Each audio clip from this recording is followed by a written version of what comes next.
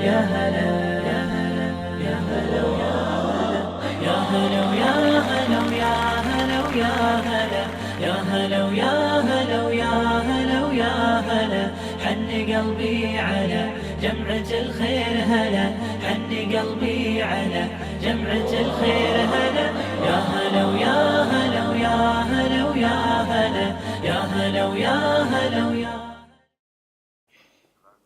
Bismillah ar-Rahman ar-Rahim. Assalamu alaikum. Welcome to this gorgeous Saturday morning. We're here to bring you some amazing interviews with some amazing people, alhamdulillah.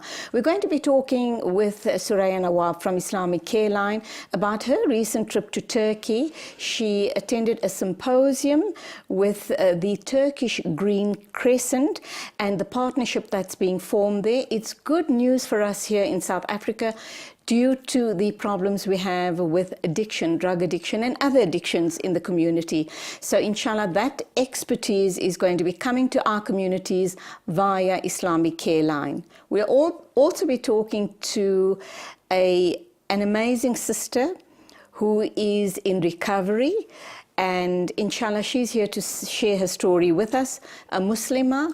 And yes, it happens in our communities, and yes, our Muslim sisters too have been victims of drug use and drug abuse, and alhamdulillah there are many of our brothers and sisters and our children who are on the path of recovery, and Zakiyya will be here to talk about her journey to recovery and inshallah touch your lives in a positive way. If you have a loved one who is battling addiction, then you need to stay tuned to this part of the interview. To wrap up, we'll talk to Khalid Jassat. He's a transformational coach, and I think we're going to be looking at issues on how we transform ourselves from all our bad habits, all our addictions, and much, much more. But first up, another regular in studio with us. When I say, I think she's part of the, even though she's with Careline, she's very definitely part of the ITV family. And it gives me great pleasure to welcome my dear sister to the show this morning. And that, of course, is Suraya Nawab. Assalamu alaikum. Wa alaikum salam wa rahmatullahi wa barakatuh. And thanks for once again having Islamic Careline on. You guys, I've always said it, and I know I sound like a stuck record, but you guys play such a huge role in the lives of our community and even beyond. So as much information as we can share about the type of services you offer, we are doing our da'wah, and may Allah subhanahu wa ta'ala accept our small efforts. So, yeah, definitely. Nothing that we do at the Careline can be done alone by us. First of all, the Careline itself is made up of a whole team of very dedicated volunteers and staff members. And then, of course, media plays such a big role in terms of the work we do and to get it out there and to be able to help everybody, whoever we can. So I value the partnership greatly. And I think we all, the types of social issues that we are seeing in our community, for the past 26 years with the Islamic Careline and with Muslim AIDS program for the past 20 years, the types of problems, psychosocial issues we're seeing are getting worse and more complicated and more challenging. Okay, I need to ask you why, number one, and then you talked about the Muslim AIDS program. Yes. Is that growing, or due to the AIDS program that was rolled out by the government, has that made a positive impact perhaps? Okay, so let me first answer your question about why the challenges are getting more complicated. Yeah. I think there's a variety of factors. I think, people need to be responsible. We know we need to be responsible adults to be engaging in relationships in our communities, within our families, even outside of the families and in our own communities, because a lot of people work outside of the community. And so you need to be a responsible adult to be able to have constructive relationships. And this whole issue about South Africa having a new dispensation in '94 and so on meant that we, I'm just talking about us as Muslims, had this so-called freedom.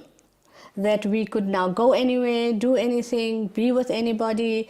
But I think what we need to be wary about, and universally I see this as a problem, is that when you take freedom and are not and don't act in a responsible manner with that freedom, you tend to go astray very quickly. So I think that to some extent, the new dispensation, yes, I mean, there's no argument that apartheid was a horrendous time in our lives and all of that. But I think the fast pace in which this freedom was embraced by all of us actually had some detrimental effects in terms of having the freedom and not acting responsibly. And I'll explain that by saying that the world opened up to black South Africans, and we are regarded as that sort of community.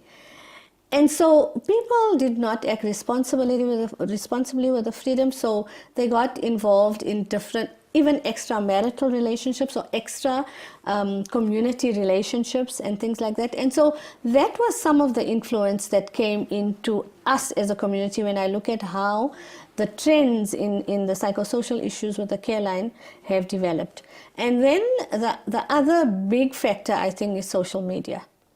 You know, we spoke about this before on the show, and that social media is a good thing. I mean, you have immediate access to your loved ones, you know what's happening on the road. But it comes at a price. But the abuse of that social media is something that develops so quickly in people because we get so caught up into it.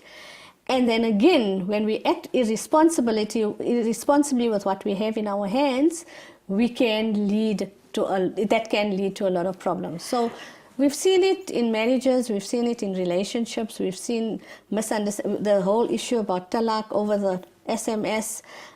So social media has the abuse of social media has definitely played a big part in escalating the type and the challenging issues that we now face in the community. Before you respond to the MAP question, in terms of a lot of education was rolled out, yes, and we became more informed about how you can contract AIDS, yes, or HIV and AIDS, whether it's worsened or whether the situation's getting better.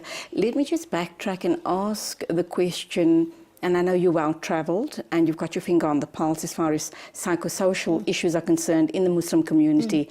Globally, what is happening with the Muslim community? Yeah, I think, look, I've had occasion to speak to people from the UK and people who are in the fields or similar fields, like the psychological fields and the social services fields, and people who are exposed to the type of issues that we deal with at the Careline all the time.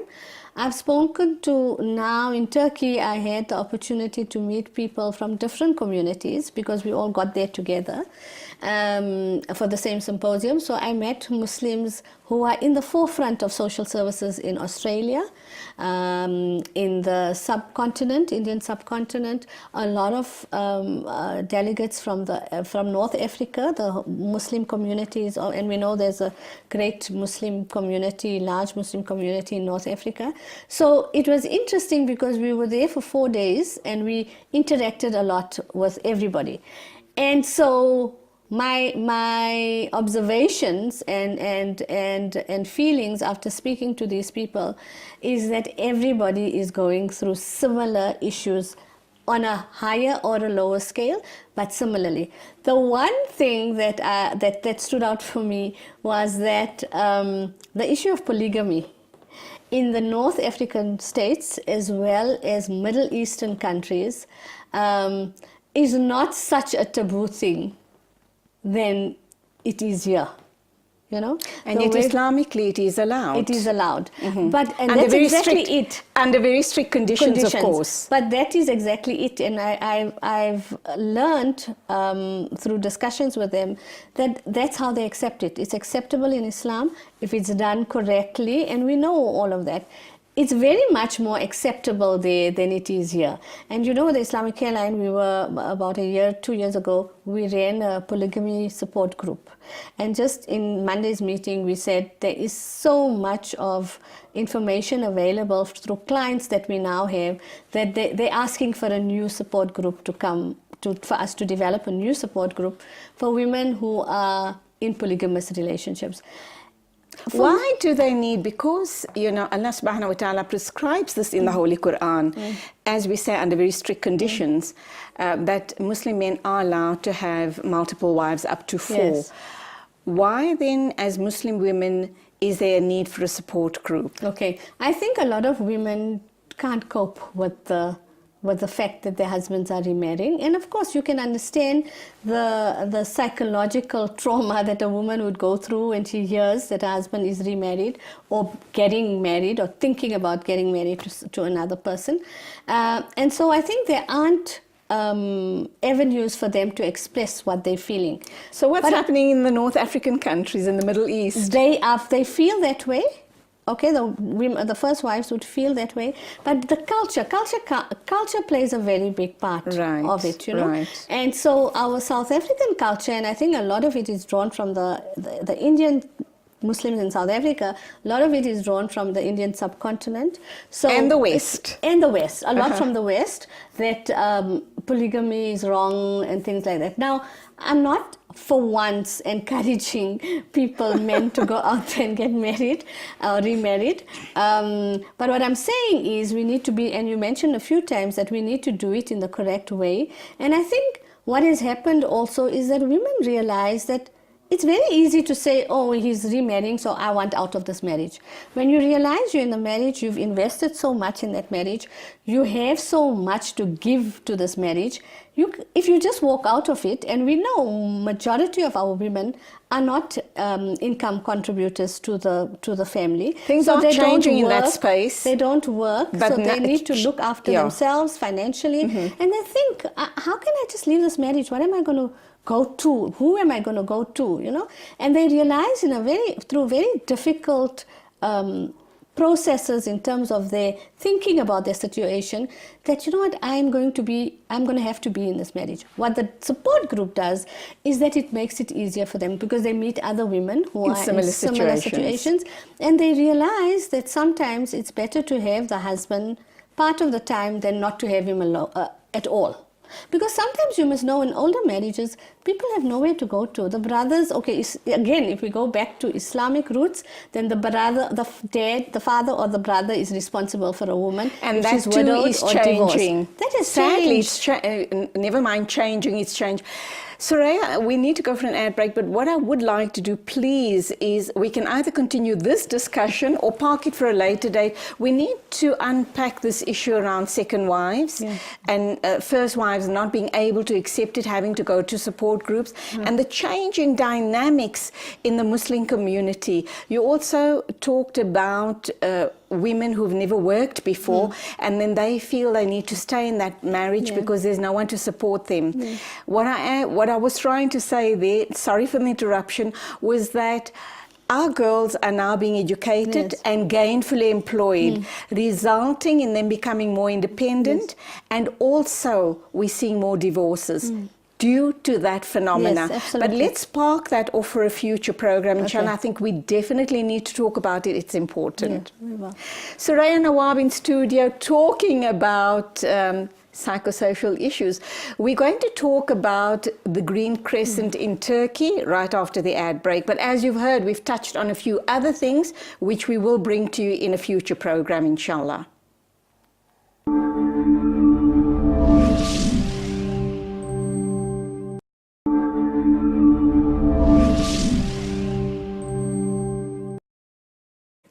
Welcome back, and as you can see, we have so much to uncover with Suraya in Islamic Careline, but we promise to bring all of those issues to you in our future programs, because I think they need to be talked about, because you might be sitting at home and thinking, but why do these issues not ever get discussed in our community? We have resolved to, inshallah, bring those issues to you in future.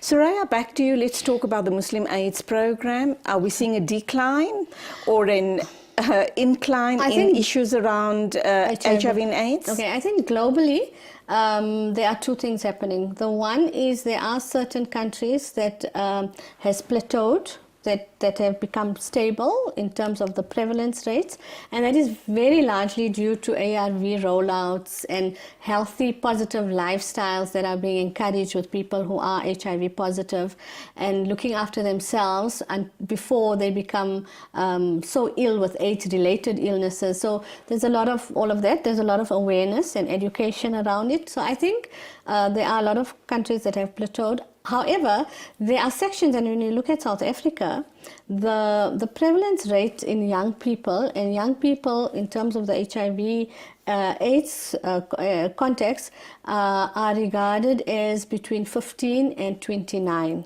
So that's mostly people who do research and stats essay and all of them would regard that as the age of youth.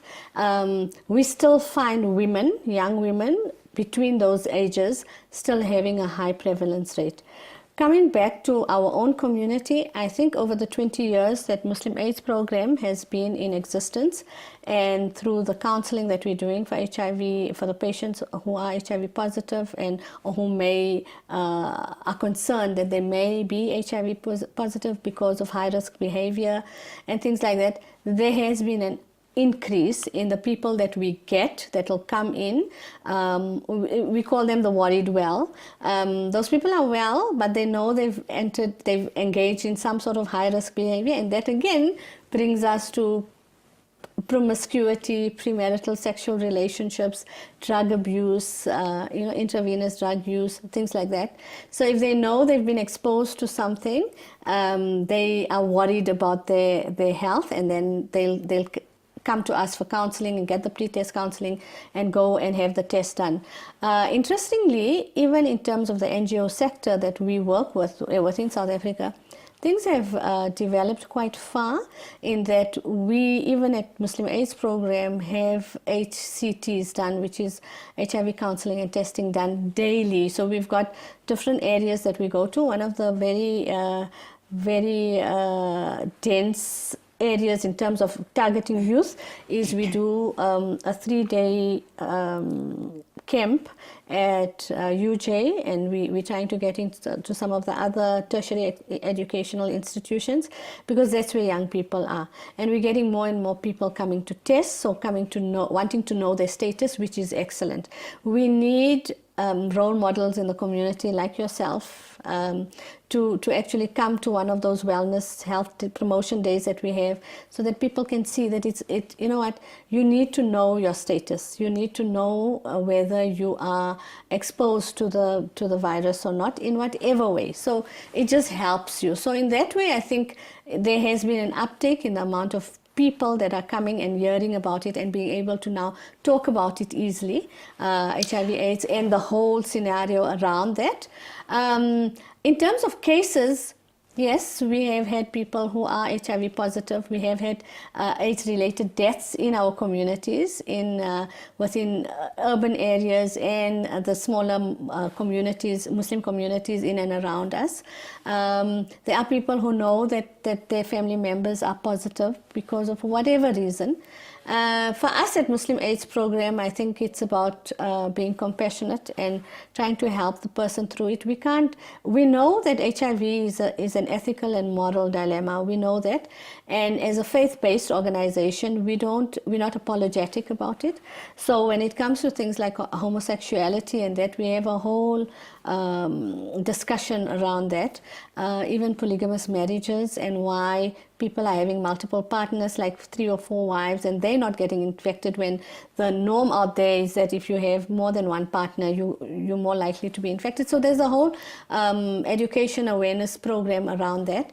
But for me, what is important is that MAP in the 20 years has brought HIV/AIDS and the discussion around TB, homosexuality, promiscuity, all those, the subordination of women in our communities, all that, because gender dynamics play a big part in the HIV/AIDS arena. And so for me, the important thing is MAP has been able to open up that whole chest of so much of information on our dinner tables and in discussions and things like that. So for me, MAP is important enough to still continue. All right, so the short answer, are we seeing an incline or a decline as far as, or is it because your reach is so far and wide, you would see obviously an increase? Yes, but our beneficiaries at present, we have 4 provincial programs and our head office is here in Fordsburg. In terms of our beneficiaries are still 80% non-Muslim. That does not mean that the 20% that we see who may be Muslim or that we engage with in awareness programs and that are clear in a sense. Absolutely. It's just that our population is a minority. We are a minority population in this country, and so even one case of HIV/AIDS in our community is serious, and we need to address it and help the person and the family. Okay, let's go to the symposium that you attended in Turkey, Turkey Green Crescent. What are they all about, and why was it necessary for Islamic Careline to send you as a representative there? And what sort of partnerships are we going to be looking at going forward, inshallah? Okay, so the Turkish Green Crescent is a registered NGO that is supported by the Turkish government, and it's primarily geared towards prevention of any sort of addictions. And the addiction they're looking at is obviously substance abuse, gambling, and technology addiction. And we spoke a little bit about social media earlier. Sure. And so I think it was started in Turkey, as I say, and they started doing programs at schools with youth groups, universities, and places like that. And their main aim is to prevent these sort of addictions that then render our communities completely disintegrating, or families being broken up through these sort of various addictions and that. So their main aim is prevention. So in order to do that, they have a very comprehensive team of academics. So they're very strong on research, because they're looking at, so they have various research models where they go into communities and have the whole research done about why would people go into or get attracted to some form of addiction, what are the side effects, how do we mitigate a process around it in terms of making communities stronger and building healthy relationships. So they have a big research focus, but I think as they went on, they realized that the implementation of awareness and education programs were very important. So they started resourcing life skills programs, very comprehensive life skills programs. And Turkey, we all know Turkey is one of the emerging superpowers. And so they were quickly attracted to other countries and what they were doing in terms of substance abuse and gambling addiction particularly. And today, they've got 68 countries under their wing. Wow. So the whole project is run by Turkish Green Crescent. And so, for example, our program here is called Green Crescent South Africa. Okay. So it's GCSA.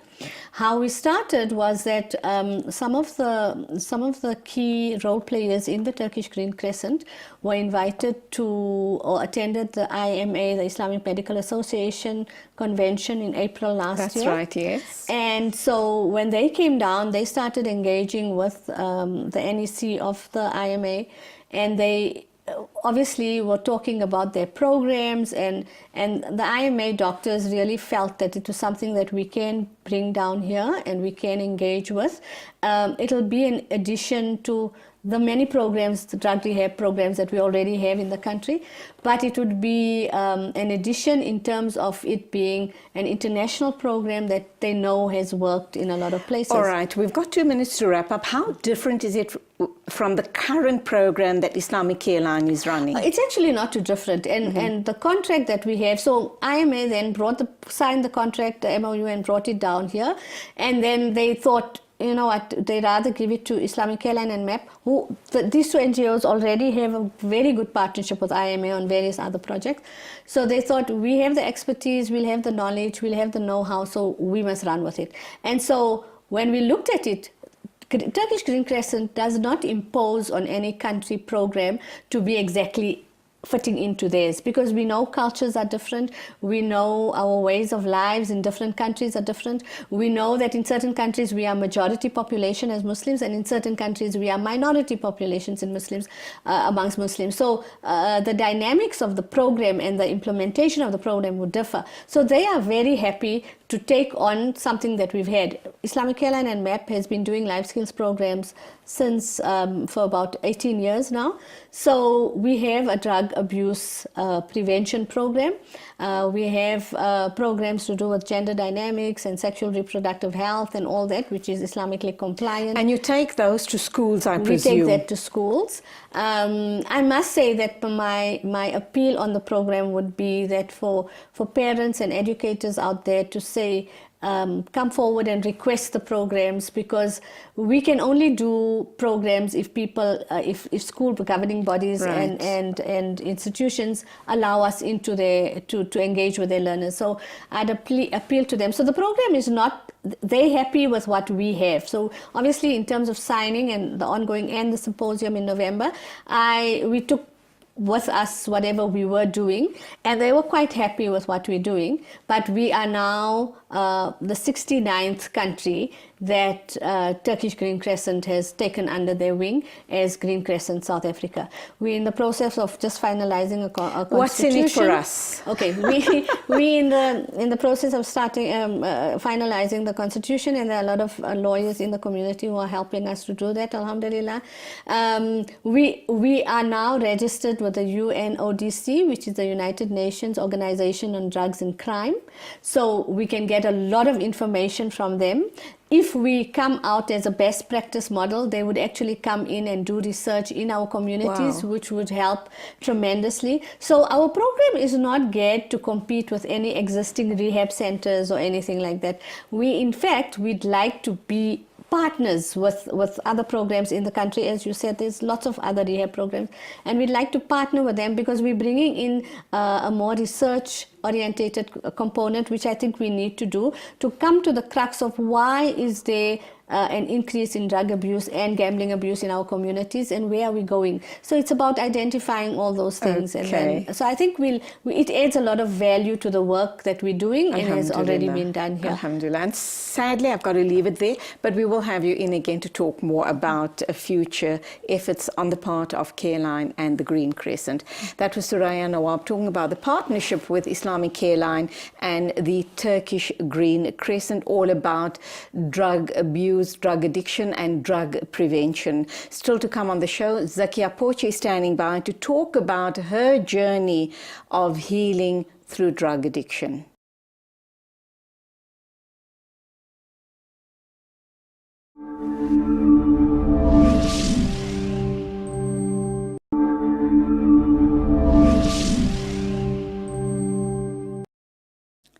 It's a Saturday morning, but we do have some very serious topics that we're covering, and we need to talk about these issues.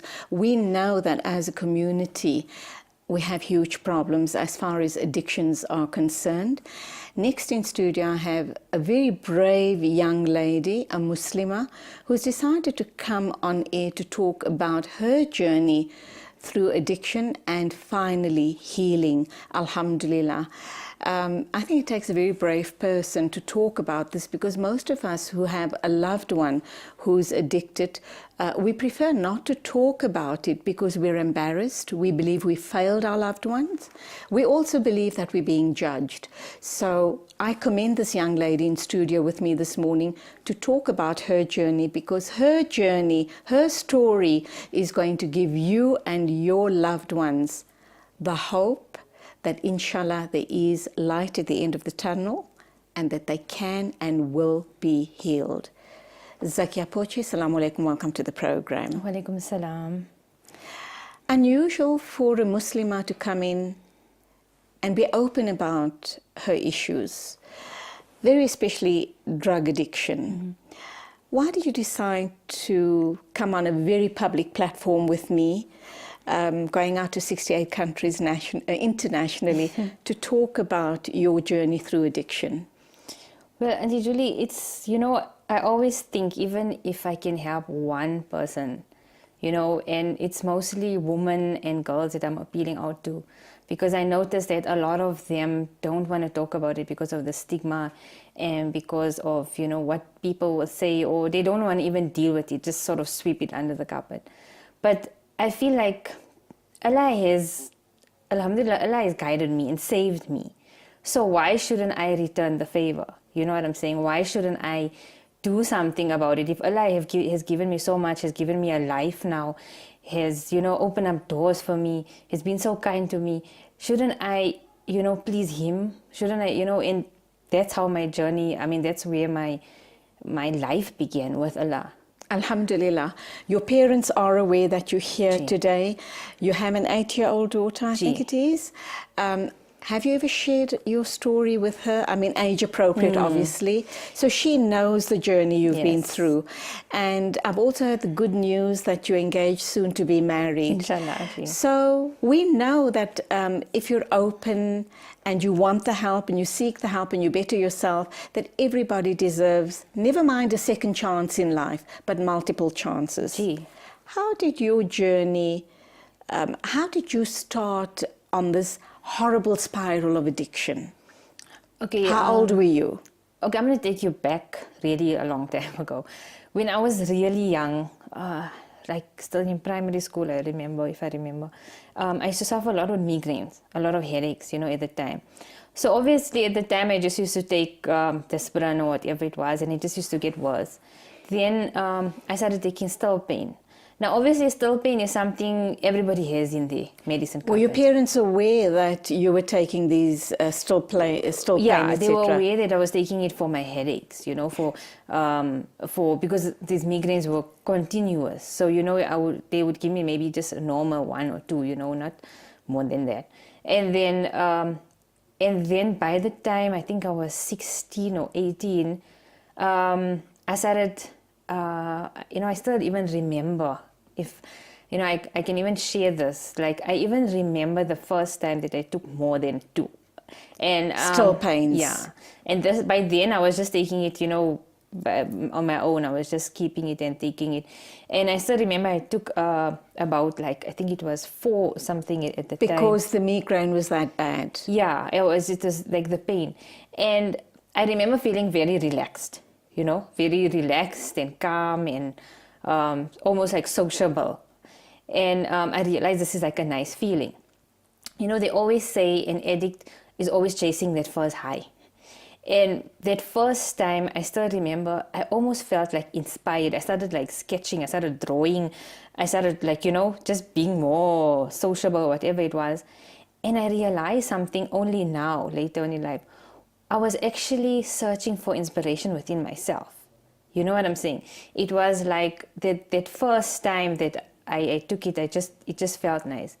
And then obviously afterwards... You were still at school at the time. Yeah, I was. And your journey into addiction started with 4 still pains. Yeah. When did you graduate to the harder drugs? And who, obviously you're not going to give names here, but what was the incident? What was the background to the incident when you started your first hard drug? And what was it? Okay, so you carried on with the still pains. Carried on. Right. But then by the time I think grade 11 around that time. And, you know, in school, everybody started smoking dacha and weed. And girls as well. Yeah, girls as well. And you were in that group where they were smoking? Yeah. Grade 11? Grade 11, yes. When did they do it? During break time or after school? Mostly after school. There was never... Very normal. Till today, it's still a very normal practice, is it not? Yeah, definitely. And, you know, even at the support crews, I've been getting girls that have been coming to the programs at the age of 12. You know, which for me is also shocking because, I mean, I started later on. But, yeah, nowadays in school, definitely, it's at a very early age, people are starting to use... What made you take your first puff? How did that all play out? Your first puff of dacha? Yeah, that was also bad company, you know, maybe friends. You know, it's always friends. And, you know, it's almost like a peer pressure thing in grade at that age, you know, where you want to be the popular kid. Or the you cool wanna, kid, yeah, the cool girl. Yeah. So then I started smoking dacha with other friends. And then from dacha, it led How to... long were you on dacha? Dacha, honestly, like occasionally, I would smoke it like only when I was with the friends. You know, I Okay. wouldn't smoke it other than that, because eventually I never liked it, because the feeling made me, I don't know, it just didn't made me feel a bit too. And your parents never ever picked up. How did you mask the smell of dacha? Because it has a very pungent smell. So what did you do after you had smoked the dacha and you were now on your way home? Well, obviously it's perfume. There's a lot of perfume and eye drops, and just so people know out there, that's what kids do. It's perfume. Okay, we're eye not drops. giving you or your children any ideas. We're trying to unpack the story so that perhaps you know what to look out for in your younger children. So really, this is not to give children any ideas. Perhaps this too is an opportunity for you to start talking and engaging with your younger children as to how they can get started and what they ought to be doing to prevent going on this horribly slippery road of darkness and addiction. So back to you, Zakiyya. Would I be correct by making that comment? Yes, definitely. Definitely. This is something that I think the parents, we need to appeal to, because most of the time it's the parents that are uneducated. You know, even with my time, my parents obviously gave me the best of everything. Me, my brother, my sisters, you know, but I made the wrong choice. I mean, my sisters and my brother had the same upbringing as me. You know, But it's all the wrong choices it was you the made. wrong choice. For how long were you on dacha? And in all that time, your parents did not pick up the fact that you were smoking dacha. No. So how long were you smoking before you went on to the even harder drugs? That was, like I said, it was occasionally. That wasn't even long. It was maybe like, I would say like a few months, maybe, you know. Just And in now this and time, were you still taking the still pain? yeah, because the dacha was like just a weekend, and I didn't really like it. But the still pain was like, you know, they say drug of choice. Right. The drug of, so still pain, I was taking it occasionally now and then. And for me at the time, because I was in denial, every time I got a headache, you know, I would take. Or you take. thought you had a headache. Yeah. You're looking for an excuse to take the still exactly, pain. yeah. How many were you taking at a time? About 8. Okay, at a time. A couple of times during the day. Well, mostly, you see, my body could take like just 8. Yeah. And that was it during the day, and maybe later on 2 more, 3 more, something like that. And during this time, your parents didn't pick up on anything because you were very smart in the way you did it. Yeah. What were the tricks around them? You know, what were the tricks that you were engaged in for them not to spot that you have become a drug addict? Well, like I said, trying to be as normal as possible, eye drops, you know, making them see that, you know, I was normal. Also, I would often just be in my room, you know, not very, when it comes to family, not very sociable, almost like eating with them or whatever it is. I would always be by myself, you know. And because you're a girl, they didn't pick up on it. Had you been a boy, maybe a signal would have gone off in their heads. Definitely. And I mean, nowadays, it's more the boys that come out, or, you know, it's more the boys that the parents say, okay, we need help, and they get their help. But with girls, I don't know if... Because you don't expect your girl children to indulge in risky behavior. Exactly, yeah. Sadly. Okay, let's go for an ad break. We'll come back and start talking about your continuous journey into addiction, and alhamdulillah, when the aha moment came and how you started healing yourself. Zakiyya Pochee, a very young, brave Muslimah in studio with us this morning, talking about her journey through addiction and eventually recovery.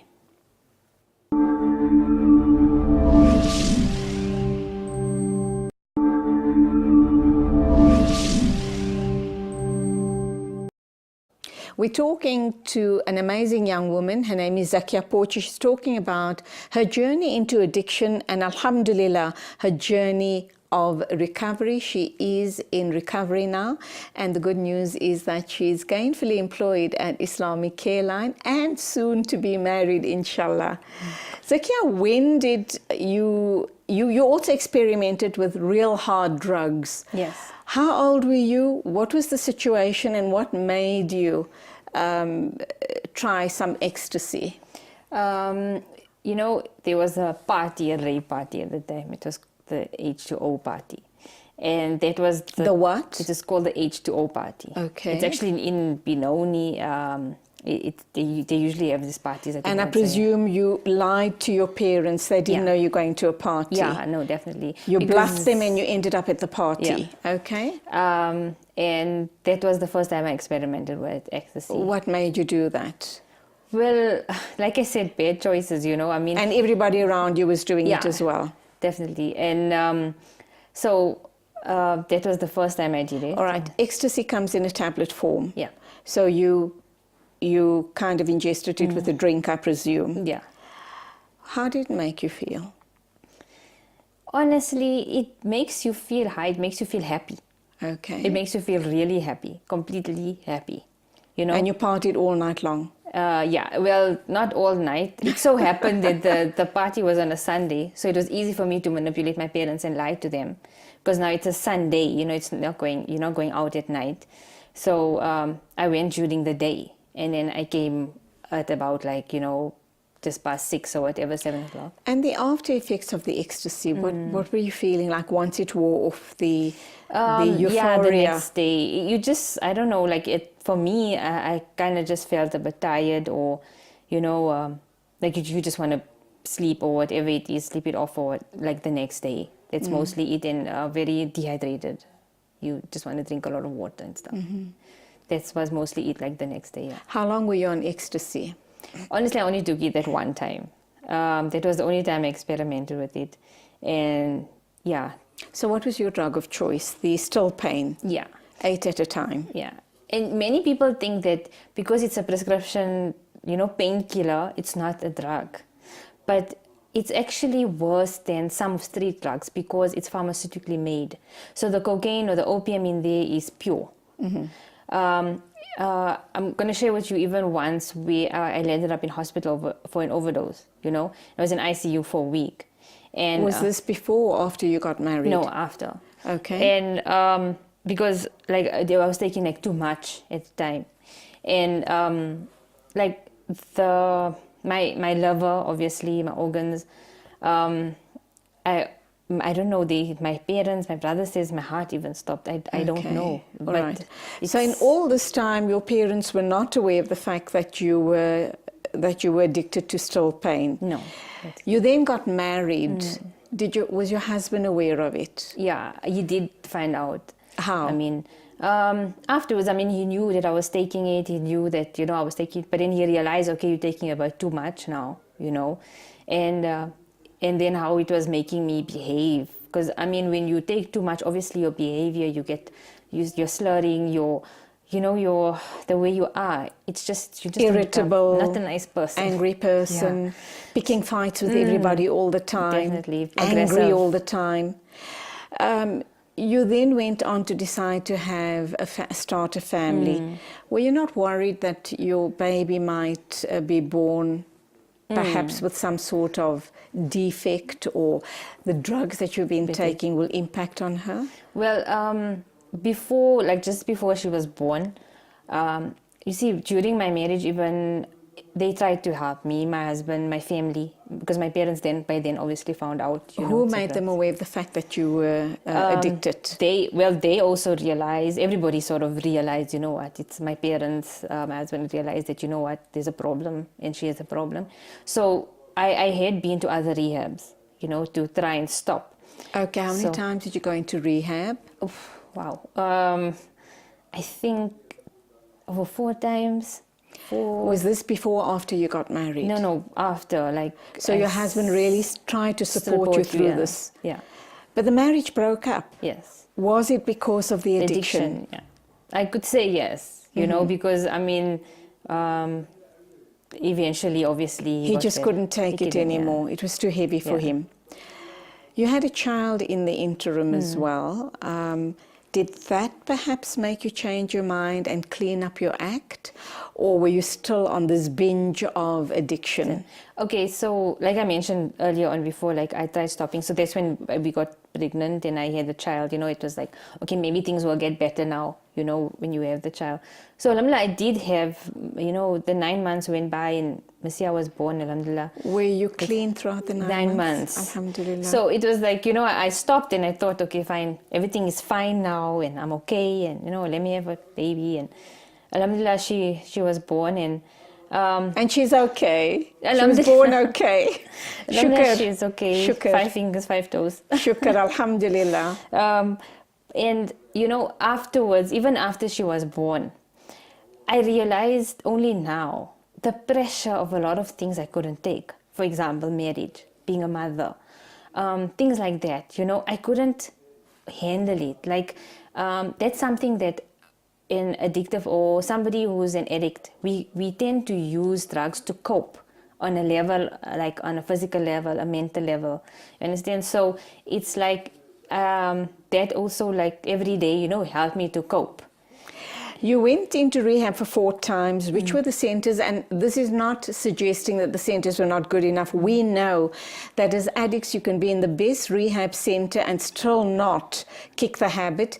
It's your mental attitude to wanting to become clean. So you don't even possibly have to go into a rehab center. If you tell yourself, I'm kicking the habit, I'm going to be clean from here on, you can do it. But you went to 4 different rehabs. How long did you stay there? Okay, I would say I went 4 times, I think. You went 4 times, right? The one was in Durban, it's called Minds Alive. I did the ibuprofen treatment. Right. That I think I did it about 2 or 3 times. It didn't work for you. No. Why not? Because that was like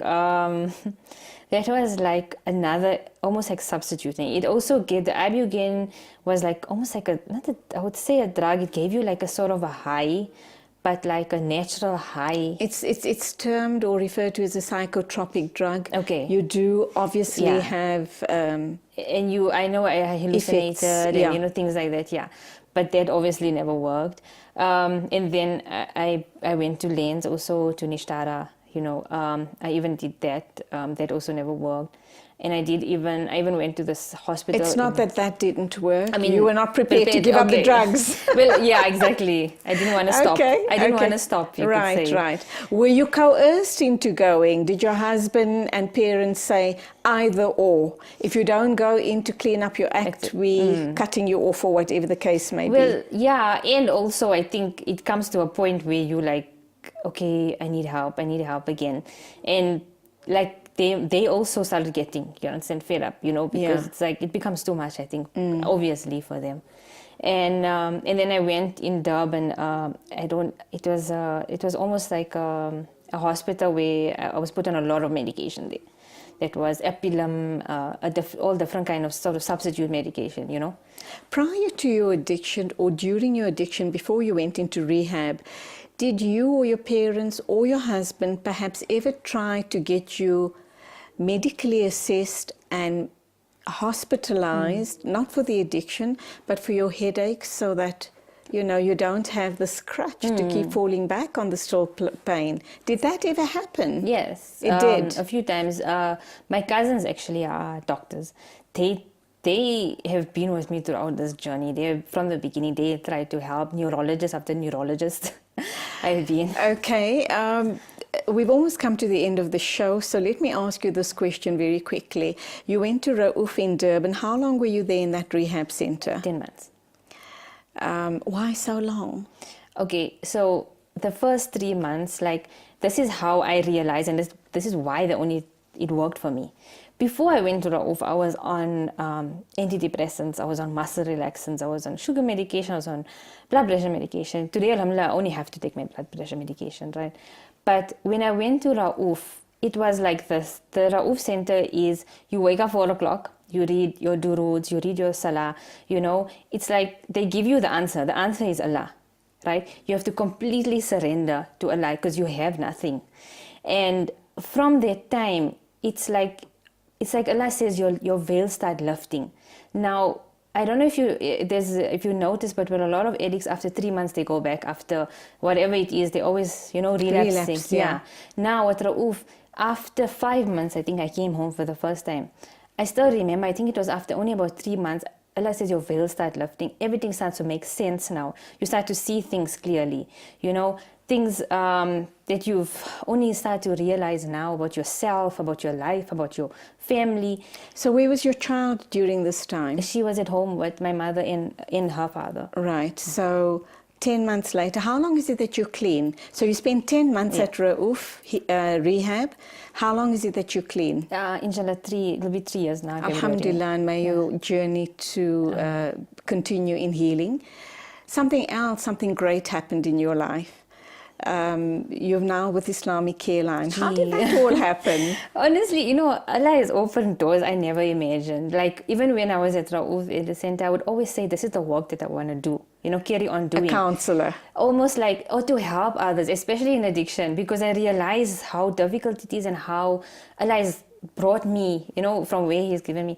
And I still remember it was in last year, just before March, and I went for this basic counseling course training to Anissa, and from the day I walked in her office, and I always tell her from the day I walk in your office, it seems like Allah just keeps opening doors for me. Alhamdulillah. But like I just went for the screening just for the basic counseling course, and from there she then told me, okay, about the facilitators for MAP, you know, training. Am I interested? I said okay, and I just carried on, and then alhamdulillah I got employed at MAP.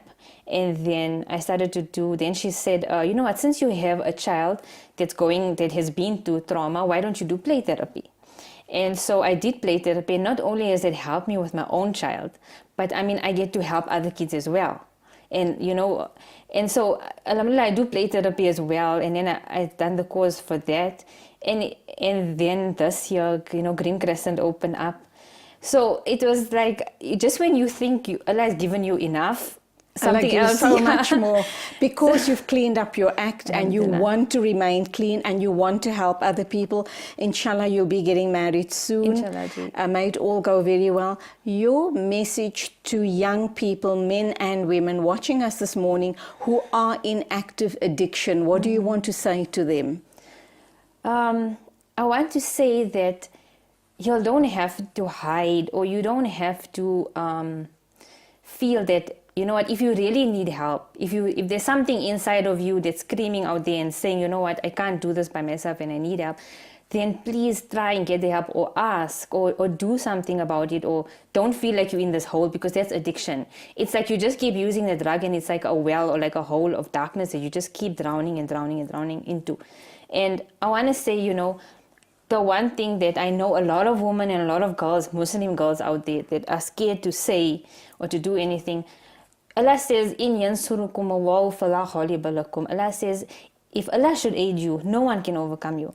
And that's something that I've stood by. I said, if that's the reason why I'm sitting on the show. I said, Ya Allah, if I'm doing this work for you, then you know what? Then help me to speak through your voice. Help me to hear through, you know, see through your eyes, or hear through your ears. So it's like Allah has opened doors for me. Allah has, you know, been kind to me. Alhamdulillah.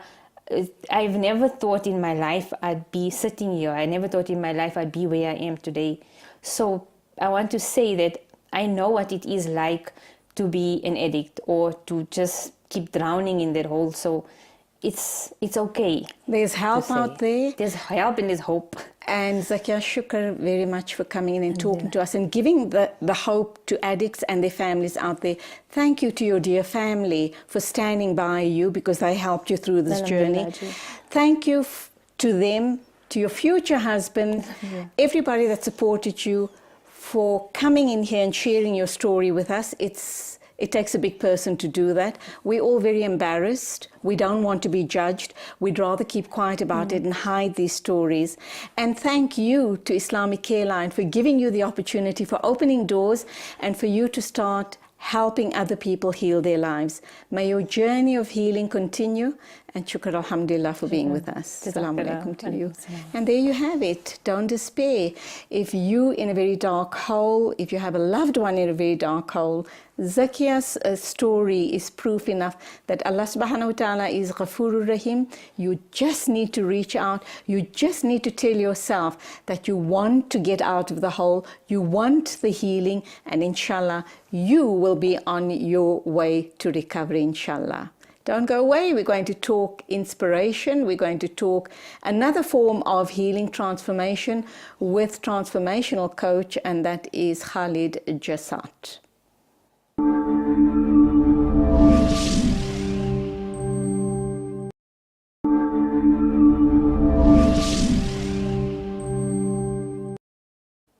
Welcome back into the final interview of this morning, this gorgeous Saturday morning.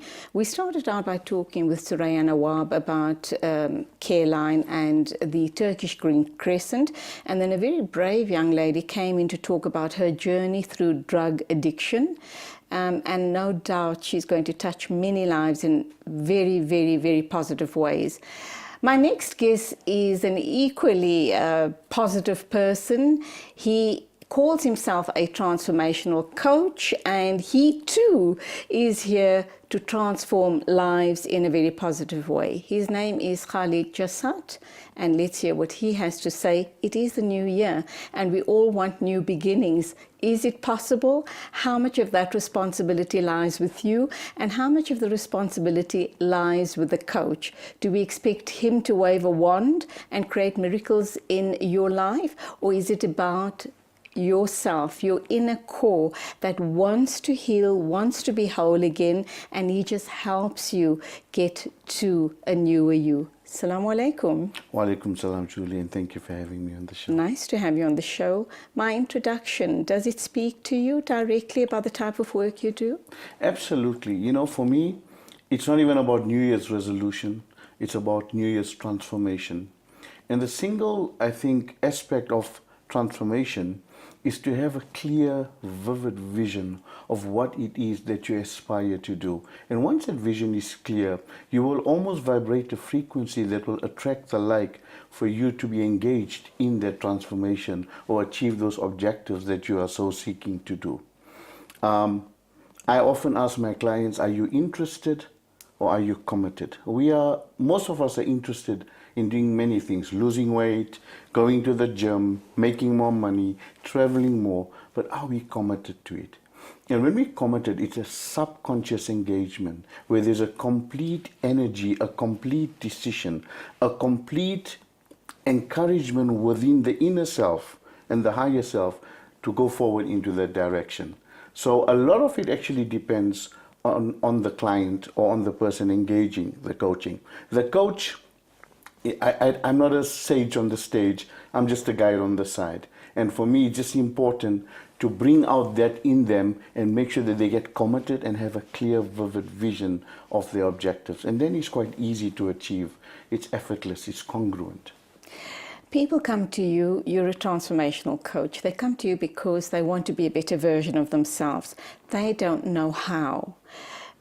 What is it and how do you tap into their ego, I should imagine, that helps them get the desired results? I think at a fundamental base, by default, we have all learned a somewhat helplessness through our experiences in life. And we tend to make most of this helplessness. We tend to go through life with these experiences to be real. And I often tell my clients that these experiences are just ephemeral. They're not really true. They've been created, and then you've created an image, and now you hold an image of that experience, especially if it's a negative one, within your level of consciousness. And all it takes at a subconscious level is to shift that image. Because when we create or conceptualize through our experiences images of who we are, or what life is about, or how tough life is, or how hard money is to come by, or how my entire family is diabetics, I come from a lineage of diabetics and I'll be also a diabetic. The subconscious mind then begins to crystallize this image that you keep on feeding it subliminally. And once your subconscious mind has crystallized this image, then that becomes the prime directive. It even attracts corresponding thoughts, people and events to align with that crystallized image. So what's very important is that internal dialogue and those images we create many times below our conscious radar. And I kind of make people alert. When they say, this is who I am, the first question I ask them is, when did you buy into that particular belief? When did you buy into that image? Because the moment you bought into that belief, it began to get crystallized. Once the image is crystallized, the subconscious mind casts the deciding vote on all of the processes thereon. All right, I do this for myself. I want to be a better version of myself. I want to be more empathetic, helpful, friendly, warm, etc. What is it that I start doing to hold on to those beliefs of myself? And then on the opposite end of the spectrum, let's look at someone, and we've started this show today talking about addictions. My two previous guests spoke about addictions. Let's look at the drug addict, for example, or perhaps even a person suffering from a dreaded disease. They've been diagnosed by their physician that they have diabetes or cancer or heart condition or whatever it might be. And they already start picturing a life or a few months of doom and gloom before they're going to die away. That's the one scenario. The second scenario being the scenario of the addict. How do you get him or her out of that dark hole? How do you get them to switch their thinking?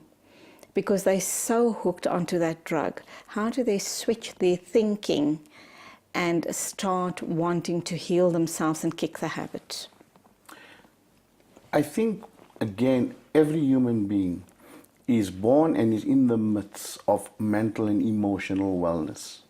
And then life happens, and experiences happen, and traumas happen. And I'm going to address the two components. The first one is about the drug addicts. And I've got quite involved with people with substance abuse and self-judgment and self-defeating prophecies. And not only are they judging, but the people inflicted by the substance abuse around the environment, parents and friends and family and spouses, also begin to judge these people because they feel even if they don't verbalize it. Even if they don't verbalize their actions and their behaviors. It's judgment in the sense that, I mean, why do you do this? Don't you understand the disruption and the destruction it's creating within your life and all of the lives around us? I actually spoke at a community forum I think about 2 years back, and one of the big concerns was, drug abuse and how to handle these kids with drugs. And there was a very macho alpha stance that these guys had taken against kids who were into abuse and into substance abuse, and they treated them very militantly and said, we've got to get them right, and we've got to beat them up, and we've got to really engage them aggressively to be able to get them to wake up from this. And when I gave the talk, Julie, most of those people, these alpha male guys, were crying in the talk because they did not understand what was going through these kids who were in this abuse, substance abuse, and what was going on in their lives. So let me just enlighten you and the viewers quickly. We have a subconscious mind who runs 97% of your life. And your subconscious mind is your most loyal friend. He handles all your emotional traumas, your emotional strengths, your emotional weaknesses. And as life happens, and as we're going through life, we have certain traumas that we cannot even cope consciously. So what we kind of subliminally inform the subconscious or direct the subconscious mind to do is we embed the command that this is too traumatic for us. Please bury this deep within our subconscious so I don't have to ever deal with it. So the subconscious mind loyally accepts, doesn't ask questions, doesn't know what actually happened, but responds to your embedding of the command. And then as you're going through life, something externally, it could be a TV show, it could be a family member, it could be a conversation. Or a chance encounter. Or a chance encounter that begins to trigger that trauma which you have subliminally buried. When the subconscious mind sees these triggers coming through, it gets really excited and it says to you, because it's so loyal to you, it says, but why are you triggering this? You told me to protect this and keep it safe.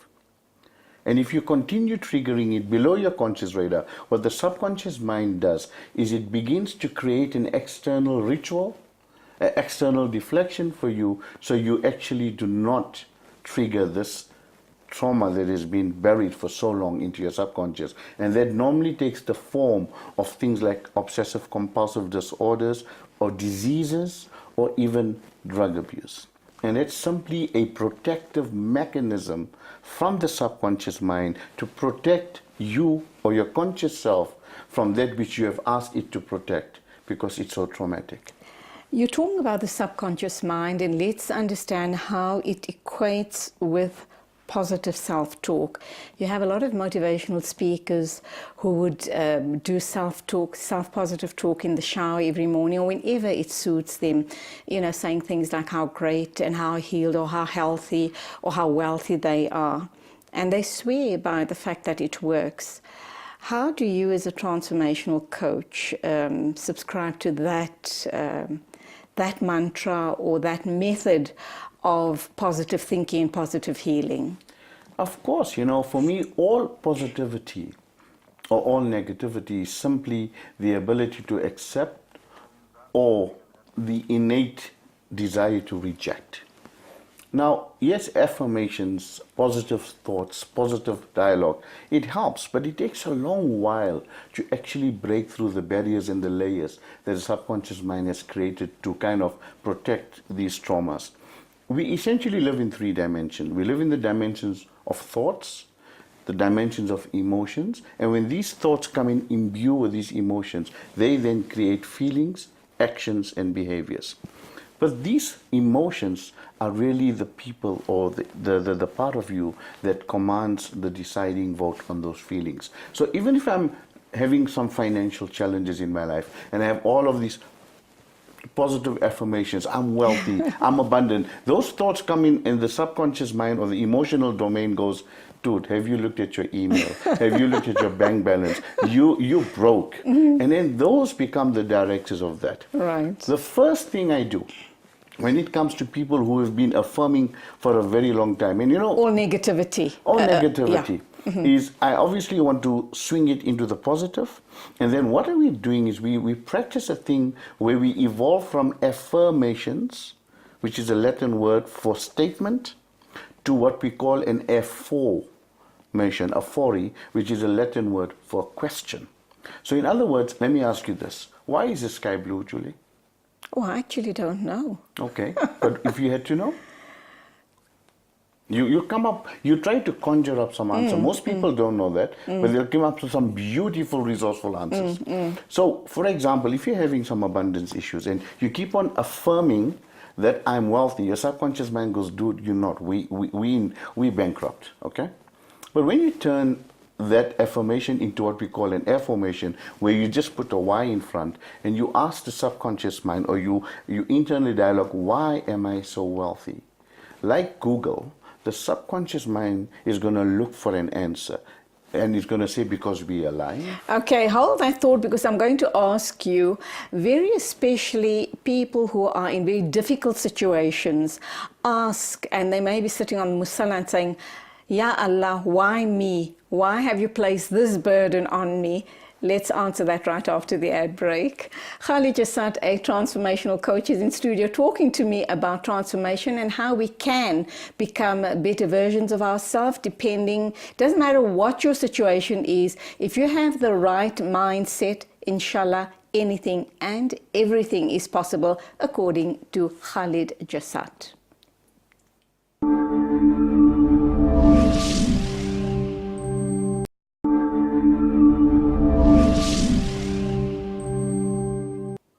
Welcome back. I've put the why question to Khalid Jassat, the transformational coach, and I think you will identify with me when I say in situations of difficulty, we often ask Allah subhanahu wa ta'ala, Allah, why are you testing me this way? So why should we ask the why question? For me, I think a response to that is the first and foremost thing I would address with the client is that when we pray to Allah, the outcomes of our prayer is not really as important as the communication of our prayer. And sometimes the big why is that sometimes we've just moved away from the bounties of Allah, from the blessings of Allah, or from the gratitude of Allah. And we get involved in the what we call egotistic or egoic life. And we have this ego. And each and everyone has one. Everyone's got one. It's an ego. And for me, the ego is just a wolf on a leash. Only dangerous if it's let loose. And every time this wolf gets up and begins to growl, you just feed him or her and you pet her and you put her back to sleep.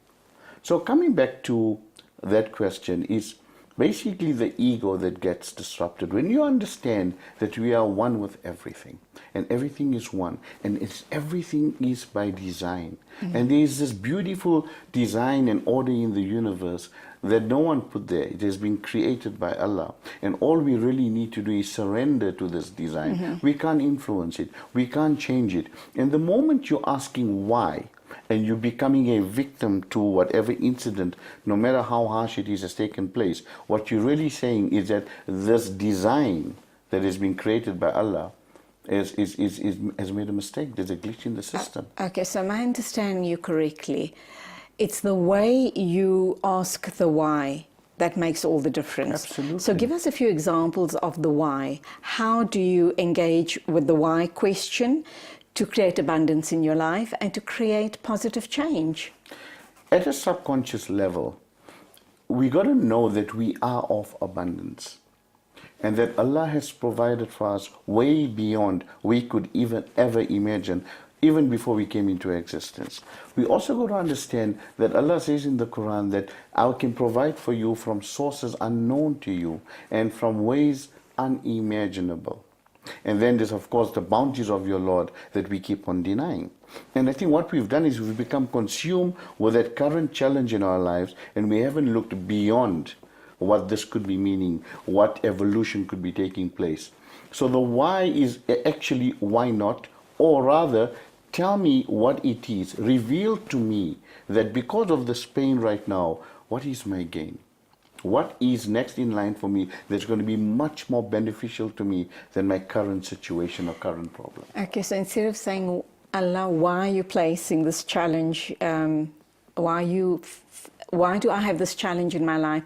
Rather say, Allah, why have you blessed me so abundantly? Absolutely, and give gratitude. And Ya Allah, reveal my next level, because this challenge has not come randomly. If I'm consumed by the challenge, I cannot see beyond that and what is in store for me next. I mean, how many times in our lives when we look back and we connect dots, we understand that that had to take place for this to happen. Absolutely. I had to lose that to gain this. I had to let go of that to be able to achieve that. My own life, I'm sure in your own life, I had a 29-year-old business that kind of just faltered and faded away, and I was consumed by the loss, and I felt that I started judging myself. And only at that point in time did Allah reveal to me, because I asked the question, why is it that this is happening? And I know that it's happening for me and not to me. Just reveal the next step.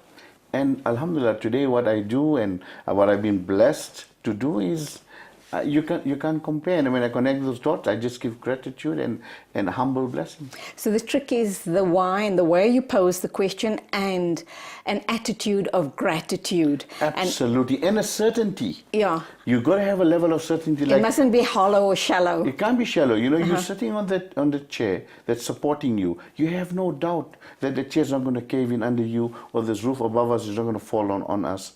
There is a certainty we need to pray with. There is a certainty we need to submit to. Because when we submit with that certainty, then the response is much quicker. Alhamdulillah. So it's all about gratitude. Absolutely. The issue around someone being plagued or just being diagnosed with a dreaded disease.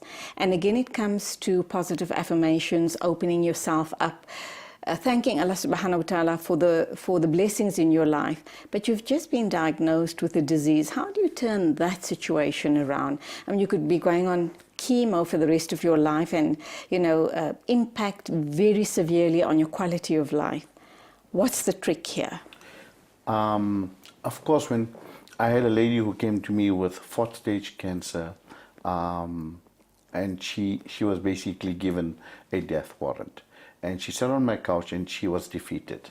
And of course, I did not understand the pain or the trauma or the fear that she was experiencing. But I tried to increase the compassion and the love. And the first thing she said to me, the first conversation we ever engaged, the first statement she said to me was, "I'm dying."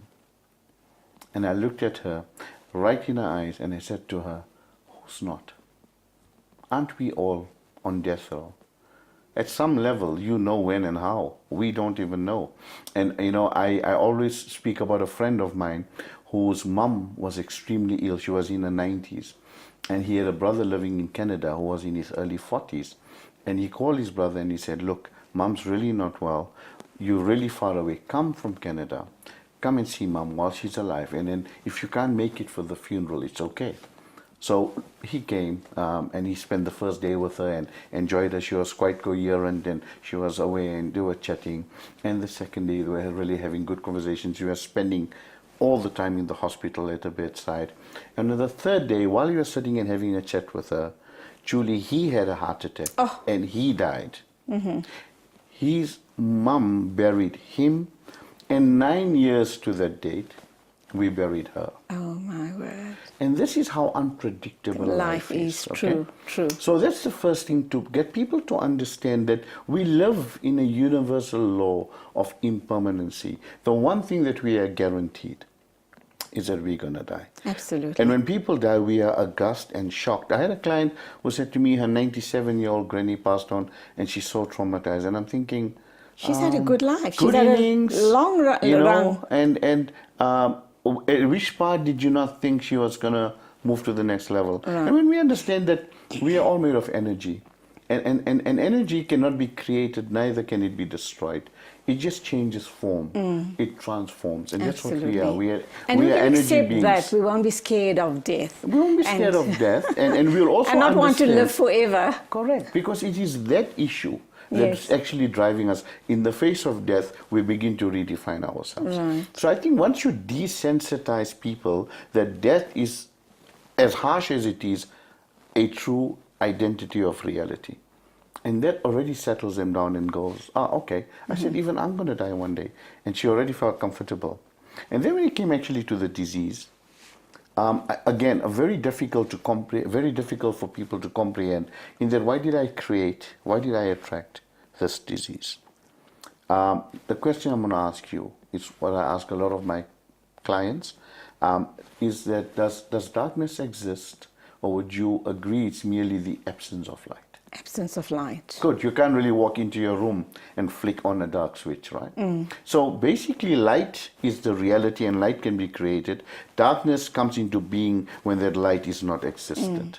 Now, I kind of look at the same principle and apply the same thing. Because if you look at the word disease, and if you break it up, it actually goes dis-ease.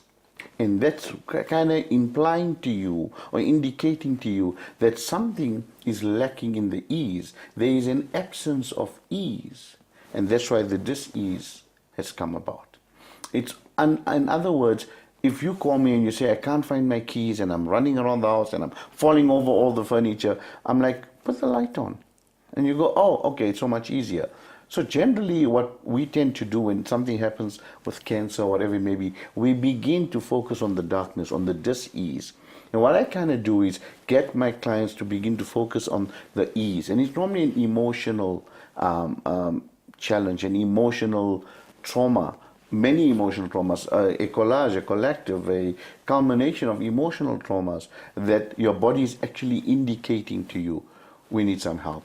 And I often tell all my clients, and this is really profoundly true and profoundly healing, in that every disease that comes up in your life has a role, has a purpose, and has a function.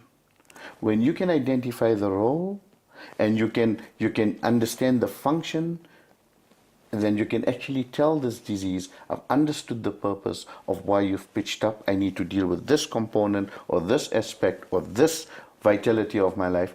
And the disease will actually just leave. So it's amazing where it's almost coming as a warning signal to you. All diseases. If your stomach's bloating, you might be insulin resistant. If your eyes are watering, you might have some level of infection. If you eat bad food, you get diarrhea. This is how our beautiful body is designed to function. It is so magnanimous, so amazing, and it's designed to deal with anything. But of course, it's what the subconscious mind, the messages that the subconscious mind gives you. And with a minute to wrap up, I'm going to ask you to just quickly summarize what we've talked about and the possibilities of changing your life and healing yourself. For me, there is no healing force outside the human body. Anything that we give a convincing belief to begins to activate our placebo effect. A placebo effect that's almost guided and summoned by Almighty Allah, that has created you and got you this far in life, that has given you the ability to walk and talk and smile and feel pain and feel love and compassion. That innate bounty is harnessed deep within our reservoirs. And when we get too kind of consumed by external factors, and we let these external peripheral factors influence our lives, then we're actually going to begin responding to those external factors. If we just kind of step away from everything and just go deep within our reservoir of our potential and of our infinite possibilities, then all of these placebo effects begin to manifest, begin to flow out of you, and we can heal anything and everything, whether it's drug issues, whether it's diseases, whether it's abundance, or whether it's just general life. And obviously people watching us this morning want some form of healing in their lives. They just don't know how. You know, we've just kind of did this in a half-an-hour session, and they'd still be sitting there and wondering, okay, that's a possibility, but I don't know the how. That's where you come in and hold their hand through the coaching. Approximately how many sessions would they need to go through? I guess it differs from person to person. It depends on the complexity of the situation. Right. It could happen anything from one session to 6 months of interaction and engagement. I think it's also a willingness and a teachability that comes from the client, that's willing to adopt and commit to a certain process. And, you know, as a coach, and I coach coaches as well, we have what we call a Teachability Index. And the Teachability Index, it is totally dependent on measuring the willingness of the client to transform. You know, for example, I'll have a kid come sit on my couch saying, I want better grades. And I go, so when did you decide your grades are not good enough? Oh no, my mom and dad feel I should have better grades, and that's not going to work. Through NLP, we can even get people to quit smoking in one session. A guy will sit on my couch and say, I want to quit smoking. And I'm like, so when did you decide you want to quit smoking? And it annoys my wife, I still really enjoy smoking. That's not going to work. It's not going to work. So there has to be what we call 100% commitment, willingness and teachability index from the client. And once that is ascertained, then it's quite easy to flow into the whole process of coaching. How do people get hold of you? Okay, so you can contact me on my mobile. Is it okay to give Yes, it of out? course, go ahead. Okay, so it's my mobile number is 082 332 1737, or you could email me on mycoach, it's quite a long one, mycoach@framelesscoach.com. Or if you just Google Khalid Jassat, Khalid. That's simplest. All my details come up. Thank you indeed for being with us and leaving us with a message of positivity and knowing that anything, any challenge you have can be turned around just with gratitude and healing and belief. And conviction, yeah. Jazakallah for being with us. And thank you, Julie. I'm Thank you more than very certain you've given lots of hope to the people out there. And that's where we leave it for today. Thank you so very much for being with us on the show. I sincerely hope you've enjoyed it as much as I've enjoyed your company. As always, please take care on the road. Till the next time, as always, it is Khud Hafiz from me, Julie Alli.